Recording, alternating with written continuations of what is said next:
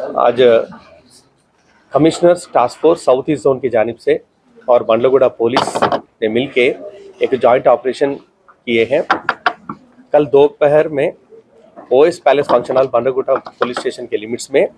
एक suspicious vehicle Eicher vehicle को पकड़े और उसमें करीब 900 से ज़्यादा गांजा को बरामद किए, जिसमें 3 लोग ये गांजा को ट्रांसपोर्ट करने वाले थे। हैदराबाद से लेके महाराष्ट्र में नासिक को जाने वाले थे। ये पूरा लोड ओडिशा स्टेट के मलकानगिरी डिस्ट्रिक्ट कलीमेला गांव से लेके आ रहे थे और इसमें काजू का जो शेल्स है उसका लोड के नीचे ये 900 किलो गांजा रख के यहाँ पे ला रहे थे। इस मामले में हम लोग 3 लोगों को गिरफ्तार किए और उनको डिटेल क्वेश्चन करने के बाद हमें ये इन्फॉर्मेशन मिला कि ये पूरा एक रहमान करके एक आदमी ने पूरा चला रहा है ये काम, जिनका दोस्त जीतो नाम के एक उड़ीसा के है और सुरेश नाम के एक आंध्र प्रदेश के है। और ये सब लोग मिलके नासिक में, महाराष्ट्र के नासिक में एक महेश नामी आदमी को सप्लाई करने वाले थे। ये सब लोग इससे पहले पीडीएस राइस को ट्रांसपोर्ट करने में लगे हुए थे और ये लोग के खिलाफ केसेस भी दर्ज हुए और 3 महीने से ये लोग गांजा ट्रांसपोर्ट में थोड़ा पैसे ज़्यादा कमाने के लालच में ये लोग इसमें ये गांजा ट्रांसपोर्ट में आ गए और हर ट्रिप को कम से कम 3 से 4 लाख मिलते हैं। और ये रहमान अभी एब्सकॉन्डिंग है, बाकी लोगों को हम लोग गिरफ्तार करेंगे। ये पूरा कीमत करीब 2 करोड़ 22